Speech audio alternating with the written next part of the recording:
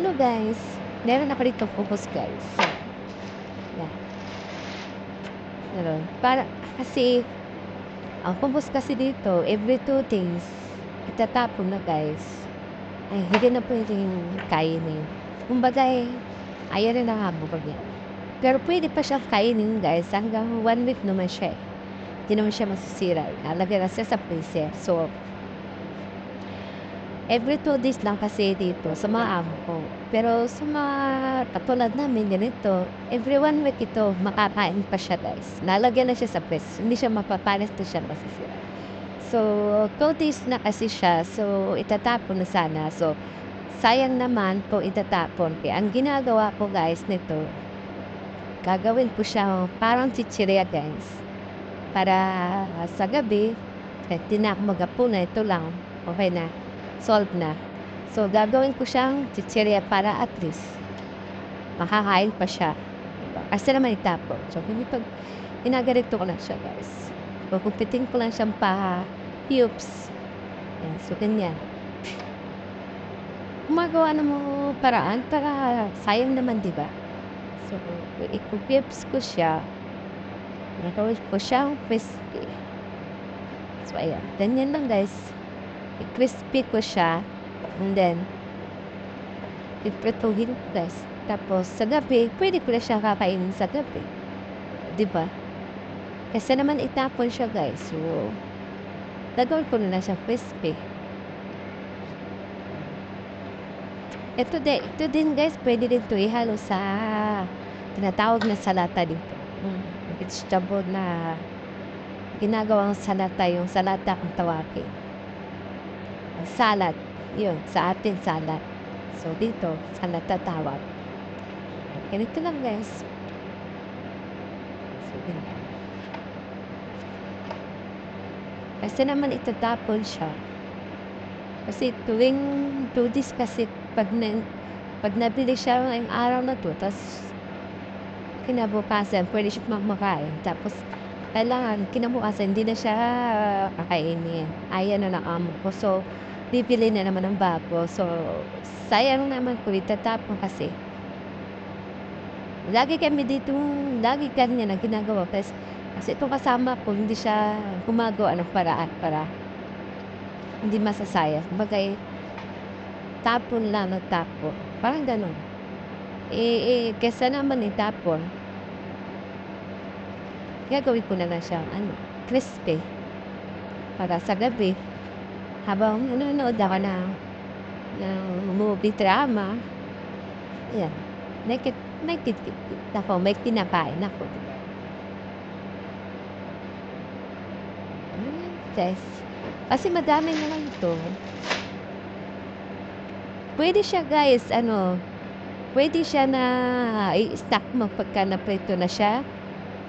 Pwede siya hanggang 2 weeks. Hindi siya masisira guys. Hindi siya masisira. Kahit abutin siya ng 2 weeks. Hindi siya masisira.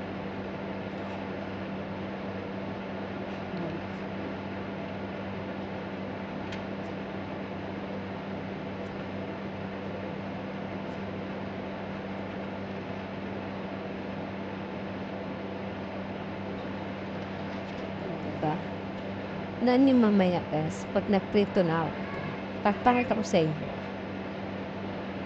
Mabilis lang to siya maluto, mabilis lang. Saglit lang siya guys, maluluto na siya agad. Hindi siya matagal na, katulad ng iba na piprito, hihintayin pa agad. Ito, saglit na. Pagka pumukulo na yung mantika, wag lang masyadong madaming mantika guys, kasi hindi maganda sa pag madaming mantika. Konting mantika lang siya kasi pag naluluto na siya ng naluluto na siya.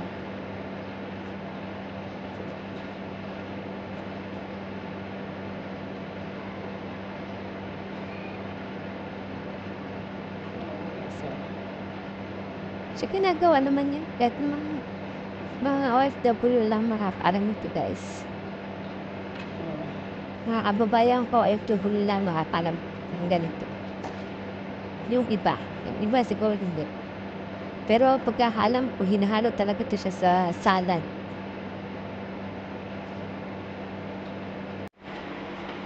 Kasi yun nga, so tapos na, nahati-hati ko na. So, hahatiin ko naman 'tong pa-ganito. Pa-ganitong cubes.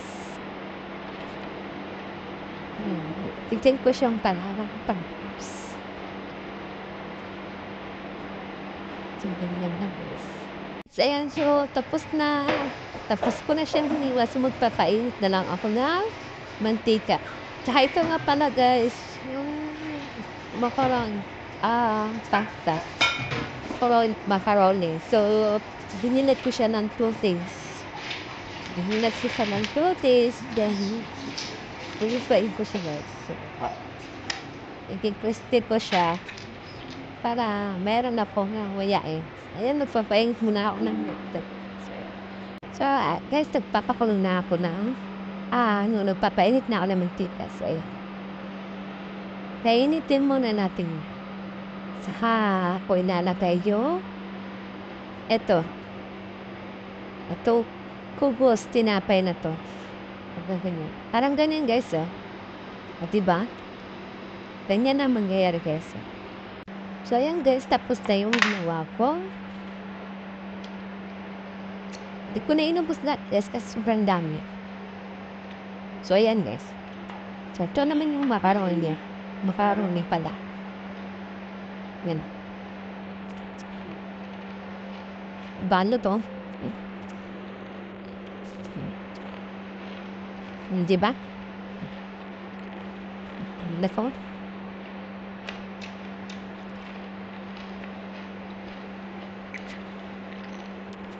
Luto. So, ayan guys. Ayan na. Ito naman yung macaroni. Kung hindi, no, sa best kasi, hindi naman siya malaki. So, ayan. So, yung kubos na tinapay na ni-crispy ko. Ano? Diba? So, ayan guys. Bye.